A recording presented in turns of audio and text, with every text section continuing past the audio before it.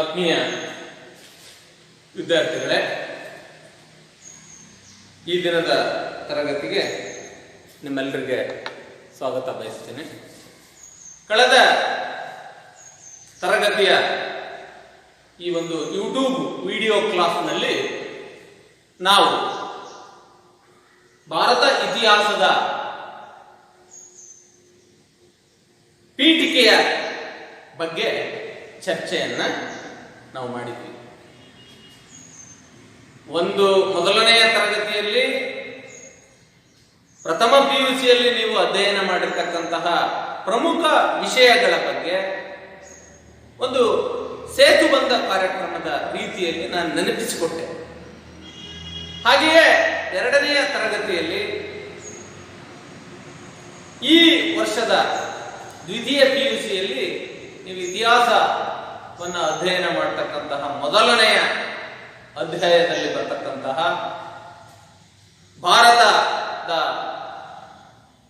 ಭೌಗೋಳಿಕ ಲಕ್ಷಣಗಳು, ಭಾರತದ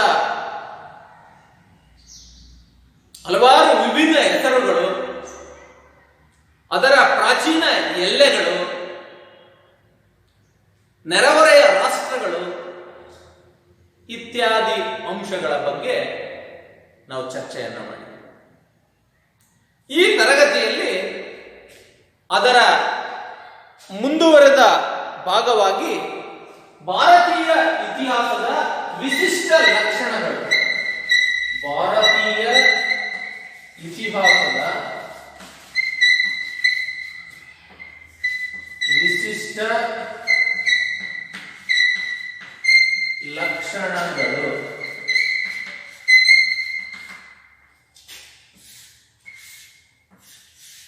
ಭಾರತೀಯ ಇತಿಹಾಸದ ವಿಶಿಷ್ಟ ಲಕ್ಷಣಗಳು. ಭಾರತ ಜಗತ್ತಿನಲ್ಲಿಯೇ ಅತ್ಯಂತ ವಿಸ್ತಾರವುಳ್ಳ ರಾಷ್ಟ್ರಗಳಲ್ಲಿ 7ನೇಯ ಅತಿ ದೊಡ್ಡ ರಾಷ್ಟ್ರ. ಆದರೆ ಜನಸಂಖ್ಯೆಯಲ್ಲಿ ನಾವು ವಿಸ್ತೀರ್ಣದಲ್ಲಿ ನಾವು 7ನೇಯ ಅತಿ ದೊಡ್ಡ ರಾಷ್ಟ್ರವಾದರೂ ಕೂಡ ಜನಸಂಖ್ಯೆಯಲ್ಲಿ ನಾವು ಪ್ರಪಂಚದಲ್ಲೇ ಅತಿ ಹೆಚ್ಚು ಜನಸಂಖ್ಯೆಯನ್ನ ಹೊಂದಿದಂತಹ 2ನೇಯ ಅತಿ ದೊಡ್ಡ ರಾಷ್ಟ್ರ. ಮೊದಲನೆಯದು ಚೀನಾ, ಅದರ ನಂತರದ ಸ್ಥಾನದಲ್ಲಿ ನಾವು ಭಾರತೀಯರಿದ್ದೇವೆ.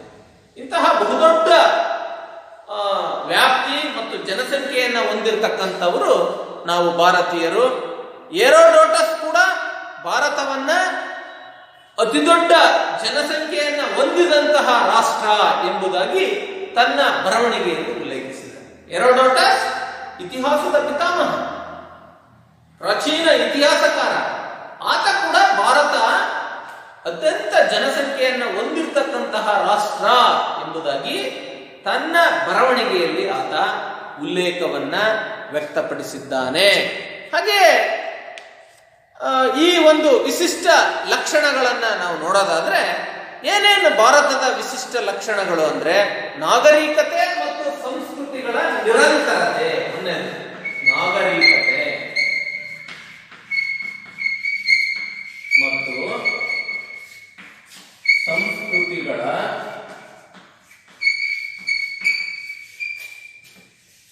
ನಿರಂತರತೆ ಇದು ಭಾರತದ ವಿಶಿಷ್ಟ ಲಕ್ಷಣಗಳಲ್ಲಿ ಒಂದನೇದು. ಎರಡನೇದು ಸ್ತರಬದ್ಧ ವಿಕಾಸ.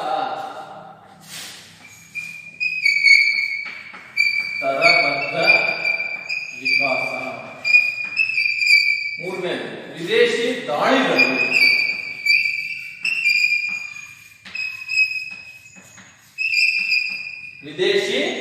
ದಾಳಿಗಳು. ಹಾಗೆಯೇ ಪ್ರಬಲ ಮತ್ತು ಸಹಿಷ್ಣುತಾ ಭಾವದ ಹಿಂದೂ ಧರ್ಮ. ಪ್ರಬಲ ಹಾಗೂ ಸಹಿಷ್ಣುತಾ ಭಾವದ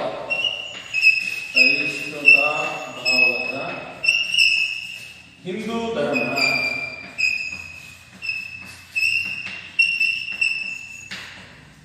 ಪ್ರಬಲ ಹಾಗೂ ಸಹಿಷ್ಣುತಾ ಭಾವದ ಹಿಂದೂ ಧರ್ಮ.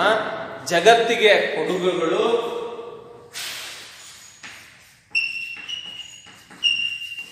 ಜಗತ್ತಿಗೆ ಕೊಡುಗೆಗಳು.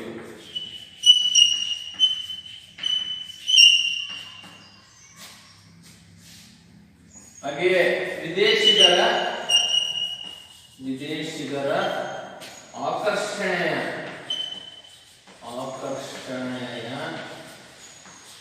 ಕೇಂದ್ರವಾಗಿ ಭಾರತ.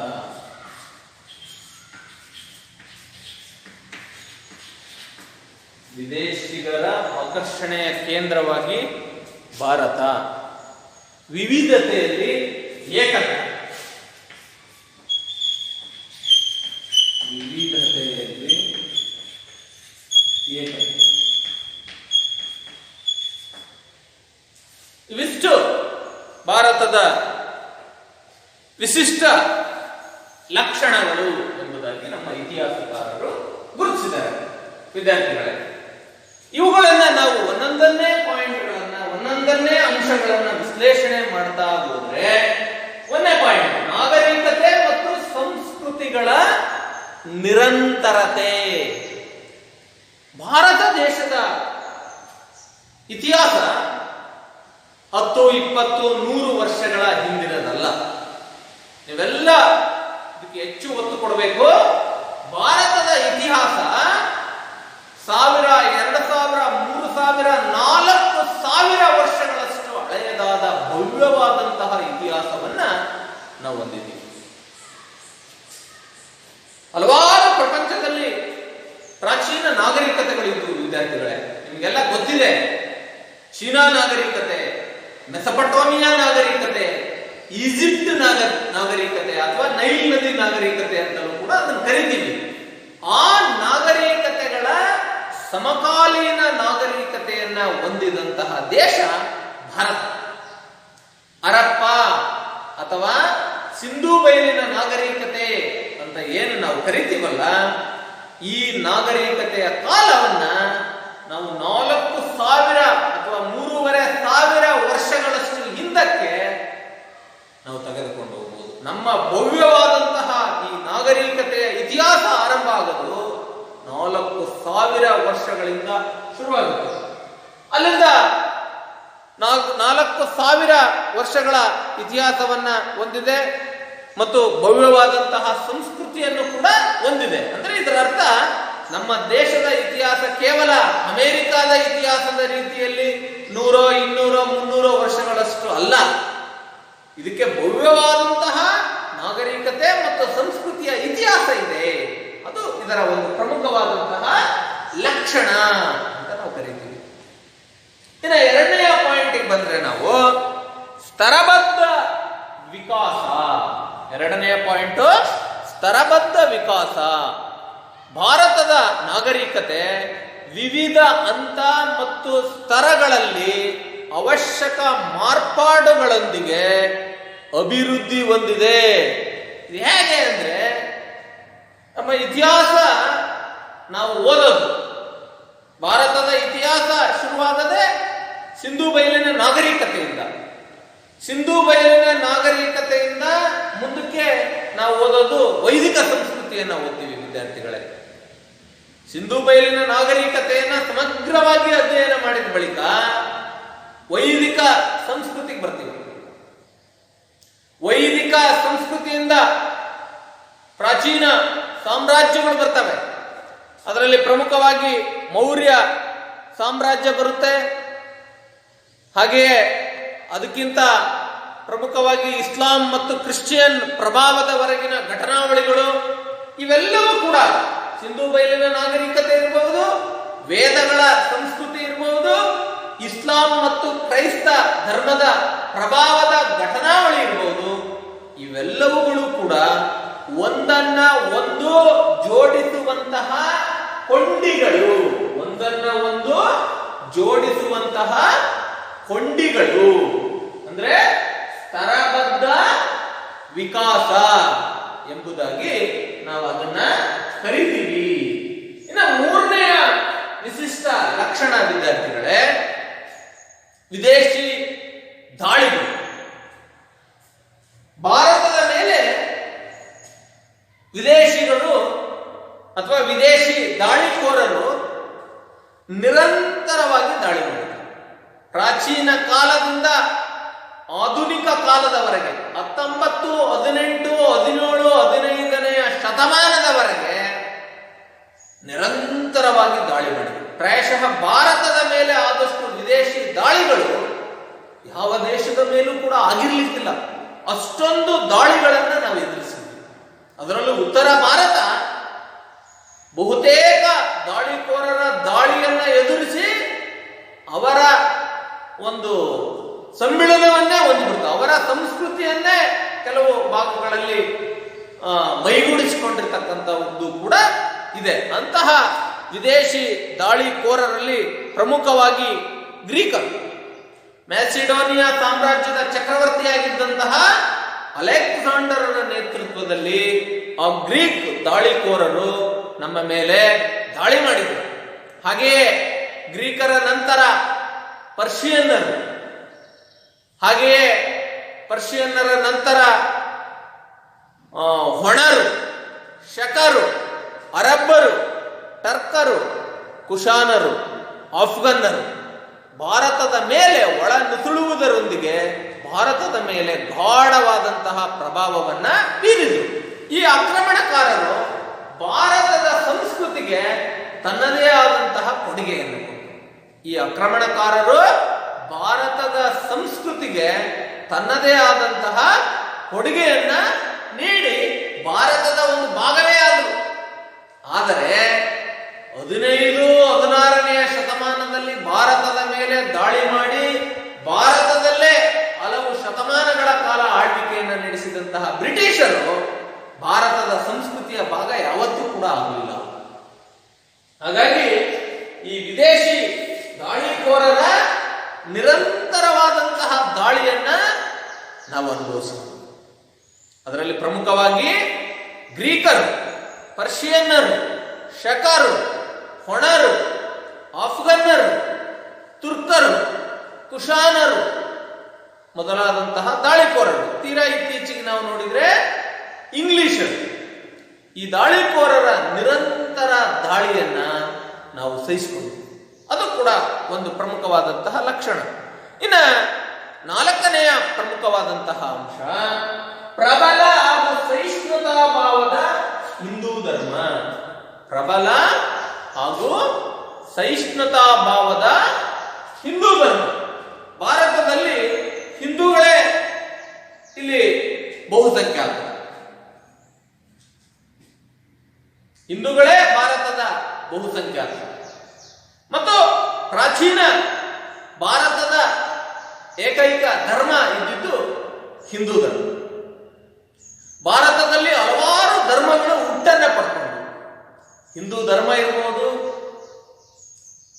ಬೌದ್ಧ ಧರ್ಮ ಇರ್ಬೋದು, ಜೈನ ಧರ್ಮ ಇರ್ಬೋದು, ಸಿಖ್ ಧರ್ಮ, ಈ 4 ಧರ್ಮಗಳು ಕೂಡ ಭಾರತದಲ್ಲಿ ಹುಟ್ಟಿವೆ. ಈ 4 ಧರ್ಮಕ್ಕೂ ಕೂಡ ಭಾರತ ತವರೂರು. ಇಂತಹ 4 ಶ್ರೀಮಂತಿಕೆಯಿಂದ ಕೂಡಿದಂತಹ ಧರ್ಮಗಳ ಹುಟ್ಟು ಮತ್ತು ತವರೂರು ಭಾರತ. ಅಷ್ಟೇ ಅಲ್ಲ, ನಾವು ಭಾರತೀಯರು ವಿದೇಶದಲ್ಲಿ ಹುಟ್ಟಿದಂತಹ ಇಸ್ಲಾಂ ಧರ್ಮ ಇರಬಹುದು, ಕ್ರೈಸ್ತ ಧರ್ಮ ಇರಬಹುದು, ಪಾರಸಿ ಧರ್ಮ ಇರಬಹುದು, ಯಹೂದಿಗಳ ಧರ್ಮ ಇರಬಹುದು, ಈ ಧರ್ಮೀಯರು ಕೂಡ ಭಾರತ ದೇಶದ ಒಳಗೆ ಇವತ್ತಿದ್ದಾರೆ. ಅದರ ಉಪ ಪಂಗಡಗಳು ಕೂಡ ನಮ್ಮ ದೇಶದಲ್ಲಿ ನಮ್ಮ ಜೊತೆಗೆ ಸಾಮರಸ್ಯದಿಂದ ಬದುಕನ್ನ ನಡೆಸ್ತಾ ಇದ್ದಾರೆ. ಈ ಎಲ್ಲ ಧರ್ಮೀಯರನ್ನ ಯಾವೆಲ್ಲ ಧರ್ಮೀಯರನ್ನ? ಜೈನ, ಬೌದ್ಧ, ಸಿಖ್, ಇಸ್ಲಾಂ, ಕ್ರೈಸ್ತ, ಪಾರಸಿ, ಯಹೂದಿಗಳು, ಈ ಎಲ್ಲ ಧರ್ಮೀಯರ ಮತ್ತು ಇವರ ಒಳಪಂಗಡಗಳ ಜನರನ್ನ ಒಪ್ಪಿಕೊಂಡಿದ್ದಾರೆ ನಮ್ಮ ಹಿಂದೂ ಧರ್ಮದವರು. ಒಪ್ಪಿಕೊಂಡಿದ್ದೀವಿ ನಾವು, ನೀವೆಲ್ಲರೂ ನಮ್ಮವರೇ ಅಂತಕ್ಕಂತಹ ಒಂದು ವಿಶಾಲ ದೃಷ್ಟಿಕೋನದಿಂದ ನಾವು ಅವರನ್ನ ನೋಡ್ತಾ ಇದ್ದೀವಿ. ಸೊ ಹಾಗಾಗಿ ಇದು ಕೂಡ ಒಂದು ಪ್ರಮುಖವಾದಂತಹ ಲಕ್ಷಣ. ಇನ್ನು 5ನೇದು, ಭಾರತೀಯರು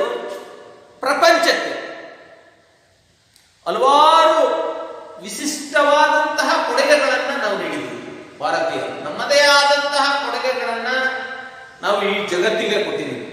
ಅಂತಹ ಕೊಡುಗೆಗಳಲ್ಲಿ ಪ್ರಮುಖವಾಗಿ ಪ್ರಾಚೀನ ಕಾಲದಲ್ಲಿ ಸಾಹಿತ್ಯ ಕೊಟ್ಟಿದ್ದೀವಿ. ನಾವು ವೈವಿಧ್ಯಮಯವಾದಂತಹ ಶ್ರೀಮಂತ ಸಾಹಿತ್ಯವನ್ನ ನಾವು ಜಗತ್ತಿಗೆ ಕೊಟ್ಟಿದ್ದೀವಿ. ತತ್ವಜ್ಞಾನವನ್ನ ಕೊಟ್ಟಿದ್ದೀವಿ. ಸಂಗೀತ, ನೃತ್ಯ, ವಾಸ್ತುಶಿಲ್ಪ, ಮೂರ್ತಿಕಲೆ, ವಿಜ್ಞಾನ, ಯೋಗ, ವೈದ್ಯಕೀಯ, ಗಣಿತ, ಖಗೋಳಶಾಸ್ತ್ರ, ಶಿಕ್ಷಣ ಶಾಸ್ತ್ರ, ಛಂದಸ್ಸು, ಆಗಮ, ಉಪನಿಷತ್ತು, ಈ ಎಲ್ಲ ಕೊಡುಗೆಗಳನ್ನ ನಾವು ಈ ಜಗತ್ತಿಗೆ ಕೊಟ್ಟಿದ್ದೀವಿ. ಅದರ ಜೊತೆಗೆ ಇತ್ಯಾದಿ ಕ್ಷೇತ್ರಗಳಿಗೂ ಕೂಡ ನಾವು ಗಮನಾರ್ಹವಾದಂತಹ ಕೊಡುಗೆಗಳನ್ನು ಕೊಟ್ಟಿದ್ದೀವಿ.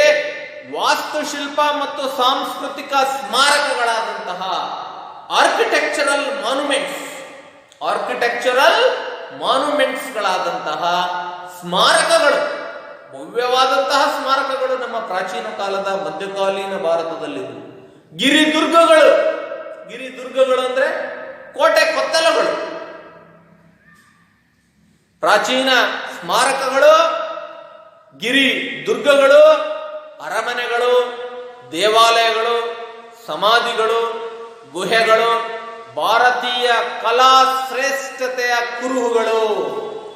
ಸಮಾಧಿಗಳ ಸಾರ್ ಅಂತ ನೀವು ಕೇಳಬಹುದು. ಮಧ್ಯಕಾಲೀನ ಯುಗದಲ್ಲಿ ನಮ್ಮನ್ನು ಆಳಿದಂತಹ ದೆಹಲಿ ಸುಲ್ತಾನರಿರ್ಬೋದು, ಮೊಘಲರಿರ್ಬೋದು, ಕರ್ನಾಟಕದಲ್ಲಿ ಆಳ್ವಿಕೆ ನಡೆಸಿದಂತಹ ಬಿಜಾಪುರದ ಆದಿಲ್ ಶಾಹಿಗಳಿರ್ಬೋದು, ಇವರ ಭವ್ಯವಾದಂತಹ ಕಟ್ಟಡಗಳಿರೋದೇ ಆ ಸಮಾಧಿಗಳ ಮೇಲೆ.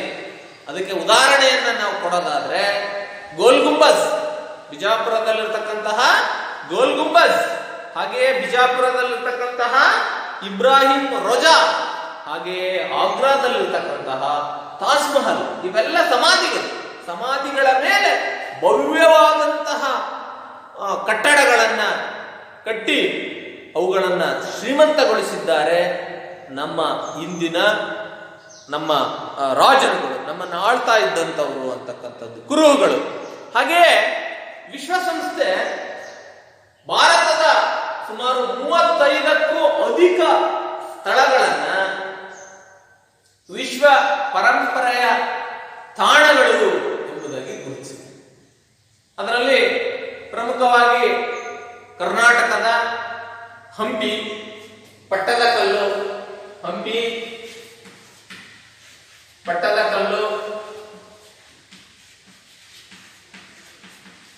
ಹಾಗೆಯೇ ಪಶ್ಚಿಮ ಘಟ್ಟಗಳು, ವೆಸ್ಟರ್ನ್ ಘಾಟ್ಸ್, ಪಶ್ಚಿಮ ಘಟ್ಟಗಳು,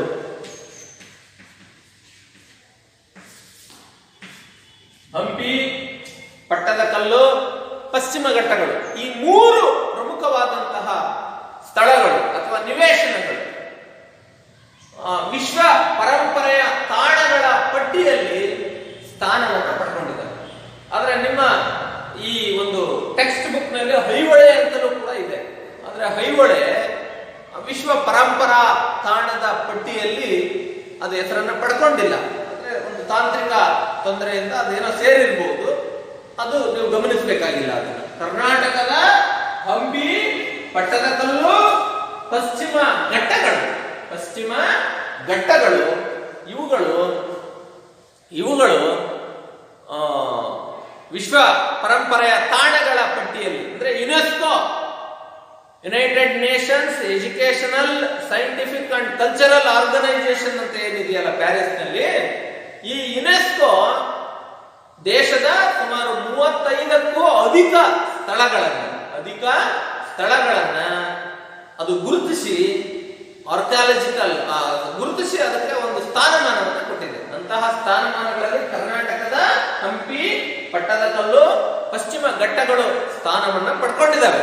ಹಾಗೆಯೇ ಈ ದೇಶದ ಬೇರೆ ಬೇರೆ ಸ್ಥಳಗಳನ್ನ ನಾವು ನೋಡೋದಾದ್ರೆ ಇಲ್ಲಿ ಸ್ಥಾನವನ್ನ ಪಡ್ಕೊಂಡಿರ್ತಕ್ಕಂತಹ ಪ್ರಮುಖ ಸ್ಥಳಗಳು ರಾಜಸ್ಥಾನದ ಗಿರಿದುರ್ಗಗಳು, ರಾಜಸ್ಥಾನದ ಕೋಟೆಗಳು, ಖುಜುರಾಹೋ, ಕೊನಾರ್ಕ್, ತಾಜ್ ಮಹಲ್, ಜಂತರ್ ಮಂತರ್, ಗಯಾ, ಸಾಂಚಿ, ಅಜಂತ, ಎಲ್ಲೋರ, ಹಾಗೆ ನಾನು ಹೇಳಿದೆ ಈಗಾಗಲೇ ಹಂಪಿ, ಪಟ್ಟದಕಲ್ಲು, ಕಂಚಿ, ಮಧುರೈ, ಮಹಾಬಲಿಪುರಂ, ಗೋವಾದ ಚರ್ಚ್ಗಳು, ಇನ್ನೂ ಮೊದಲಾದಂತಹ 30ಕ್ಕೂ ಅಧಿಕ ಸ್ಥಳಗಳನ್ನ ಯುನೆಸ್ಕೋ ವಿಶ್ವಸಂಸ್ಥೆಯ ಪರಂಪರಾ ತಾಣಗಳು ಎಂಬುದಾಗಿ ಗುರುತಿಸಿ ಅವಕ್ಕೆ ಒಂದು ಸ್ಥಾನಮಾನವನ್ನು ಕೊಟ್ಟಿದೆ.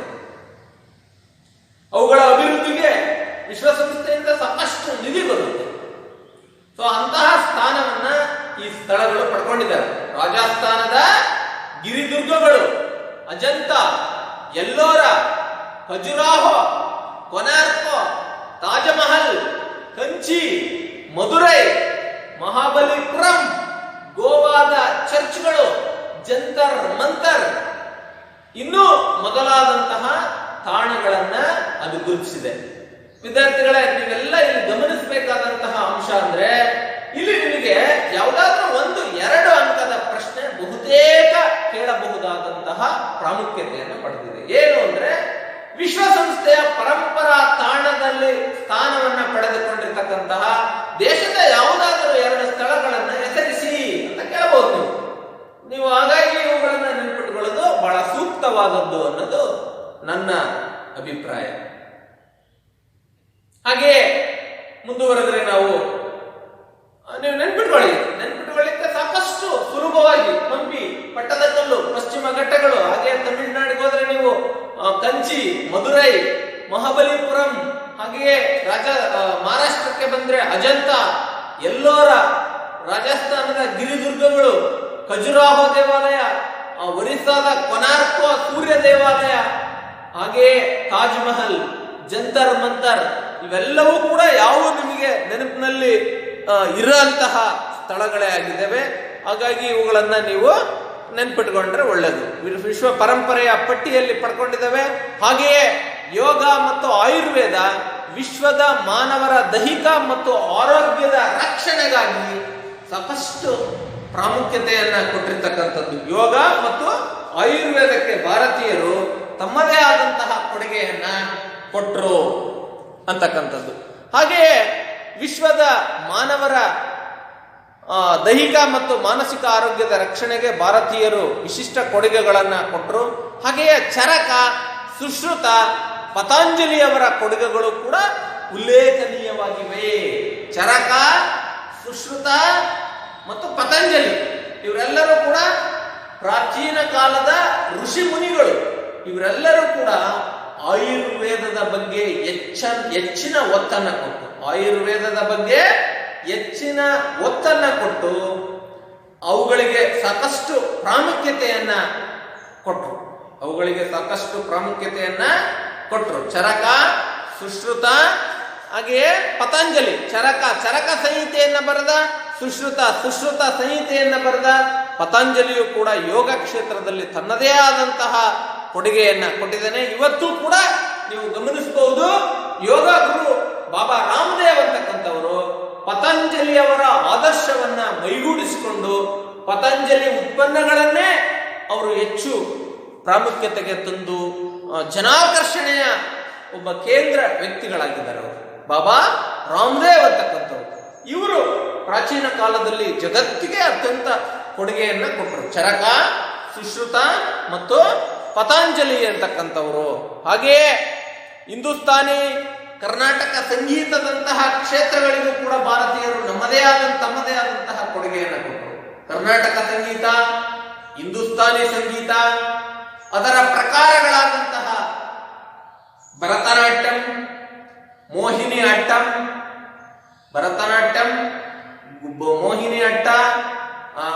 ಕಥಕ್ಕಳಿ, ಕುಚುಪುಡಿ, ಗಾರ್ಬಾ ಮೊದಲಾದಂತಹ ನೃತ್ಯ ಪ್ರಕಾರಗಳು ಕೂಡ ವಿದೇಶಕ್ಕೆ ನಾವು ಕೊಟ್ಟಿರುವಂತಹ ಕೊಡುಗೆಗಳು, ವಿದೇಶಿಯರಿಗೆ ನಾವು ಕೊಟ್ಟಿರ್ತಕ್ಕಂತಹ ಕೊಡುಗೆಗಳು, ನೃತ್ಯ ಪ್ರಕಾರಗಳು ಭಾರತೀಯ ಕಲಾತ್ಮಕ ಕೊಡುಗೆಗಳಾಗಿವೆ. ಹಾಗೆಯೇ ಗಣಿತ ಕ್ಷೇತ್ರಕ್ಕೂ ಕೂಡ ಭಾರತೀಯರು ಸಾಕಷ್ಟು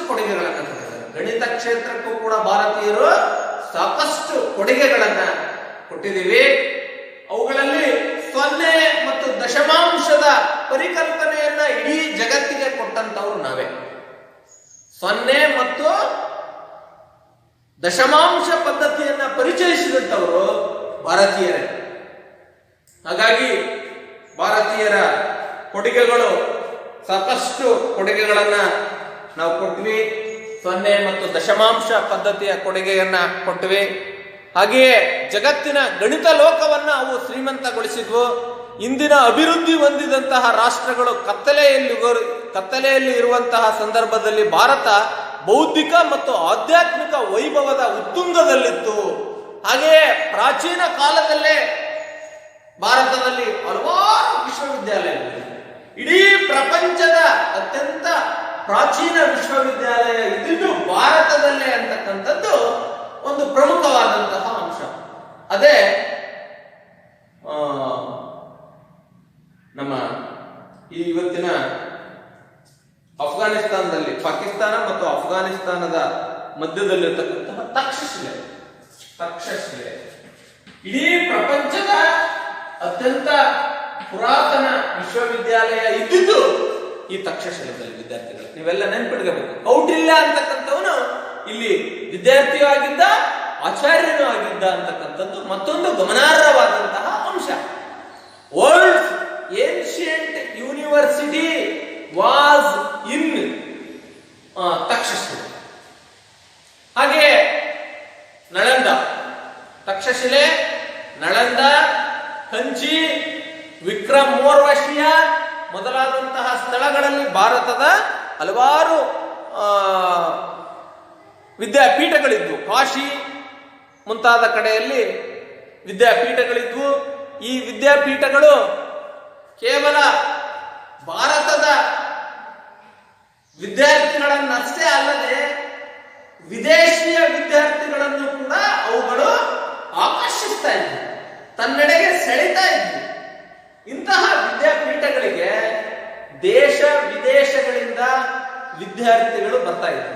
ದೇಶ ವಿದೇಶಗಳಿಂದ ವಿದ್ಯಾರ್ಥಿಗಳು ಬರ್ತಾ ಇದ್ರು ಅಂತಕ್ಕಂಥದ್ದು ಮತ್ತೊಂದು ಪ್ರಮುಖವಾದಂತಹ ಅಂಶ. ಈ ರೀತಿ ಜಗತ್ತಿಗೆ ತಮ್ಮದೇ ಆದಂತಹ ಕೊಡುಗೆಯನ್ನ ನಾವು ಭಾರತೀಯರು ಕೊಟ್ಟಿದ್ದೀವಿ ಅಂತಕ್ಕಂಥದ್ದು ಇಲ್ಲಿ ಪ್ರಮುಖವಾದಂತಹ ಅಂಶ. ಹಾಗೆಯೇ ಮತ್ತೊಂದು, ವಿದೇಶಿಯರ ಆಕರ್ಷಣೆಯ ಕೇಂದ್ರವಾಗಿ ಭಾರತ. ಏನು ವಿದೇಶಿಯರ ಆಕರ್ಷಣೆಯ ಕೇಂದ್ರ? ಈ ಭಾರತದಲ್ಲಿ ಫಲವತ್ತಾದಂತಹ ಭೂಮಿ, ಫಲವತ್ತಾದಂತಹ ಮಣ್ಣು, ಹಾಗೆಯೇ ಸಂಪತ್ತು, ಇಲ್ಲಿರ್ತಕ್ಕಂತಹ ಅಗಾಧವಾದಂತಹ ಸಂಪತ್ತು ವಿದೇಶಿ ಆಕ್ರಮಣಕಾರರನ್ನ, ವಿದೇಶಿ ದಾಳಿಕೋರರನ್ನ ಆಕರ್ಷಿಸ್ತು. ಗ್ರೀಕರು, ಪರ್ಷಿಯನ್ನರು, ಅಫ್ಘನ್ನರು, ಮಂಗೋಲರು, ಯುರೋಪಿಯನ್ನರು ಮುಂತಾದವರು ಭಾರತದ ಮೇಲೆ ದಾಳಿ ಮಾಡಿದ್ರು. ನಿಸರ್ಗ ಸೌಂದರ್ಯದ ತಾಣಗಳಾದಂತಹ ಗಿರಿಧಾಮಗಳು, ಹಿಮಾಲಯ, ಕಾಶ್ಮೀರದ ಕಣಿವೆಗಳು, ಕೇರಳದ ರಾಷ್ಟ್ರೀಯ ಉದ್ಯಾನಗಳು, ಕಡಲ ತೀರಗಳು ಮತ್ತು ಐತಿಹಾಸಿಕ ಸ್ಮಾರಕಗಳು ಇಡೀ ಪ್ರಪಂಚದಾದ್ಯಂತ ಇರ್ತಕ್ಕಂತಹ ಪ್ರವಾಸಿಗರನ್ನ ಆಕರ್ಷಿಸ್ತಾ ಇದ್ದಾವೆ. ಅವೆಲ್ಲವುಗಳು ಕೈ ಬೀಸಿ ಕರೀತಾ ಇದ್ದಾವೆ, ಬನ್ನಿ ನಮ್ಮ ಕಡೆ, ಬನ್ನಿ ನಮ್ಮನ್ನ ನೋಡಿ ಎಂಬುದಾಗಿ ಅವುಗಳು ಆಕರ್ಷಣೆಯ ಕೇಂದ್ರ ಆಗಿದ್ದಾವೆ. ಇವತ್ತು ಬೇರೆ ದೇಶದ ಪ್ರವಾಸಿಗರನ್ನ ಸೆಳೆಯುವಲ್ಲಿ ಅವು ಪ್ರಮುಖ ಪಾತ್ರವನ್ನ ವಹಿಸಿದವೆ. ವಿದೇಶಿ ಆಕರ್ಷಣೆಯ ಕೇಂದ್ರಗಳಾಗಿದ್ದಾವೆ, ವಿದೇಶಿಗರ ಆಕರ್ಷಣೆಯ ಕೇಂದ್ರವಾಗಿದ್ದಾವೆ ಅವು. ಇನ್ನ ಕೊನೆಯ ಪಾಯಿಂಟ್, ವಿವಿಧತೆಯಲ್ಲಿ ಏಕತೆ.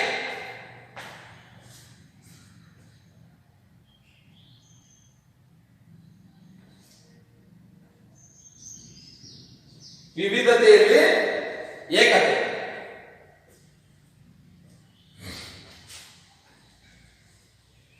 ಭಾರತ ಭೌಗೋಳಿಕ ವೈವಿಧ್ಯತೆಗಳೊಂದಿಗೆ ಮಾನವ ಚಟುವಟಿಕೆಯ ಪ್ರತಿಯೊಂದು ರಂಗದಲ್ಲಿಯೂ ಕೂಡ ವೈವಿಧ್ಯತೆಯನ್ನು ಹೊಂದಿದವೆ. ಅವುಗಳು ಏನು ಅನ್ನೋದನ್ನು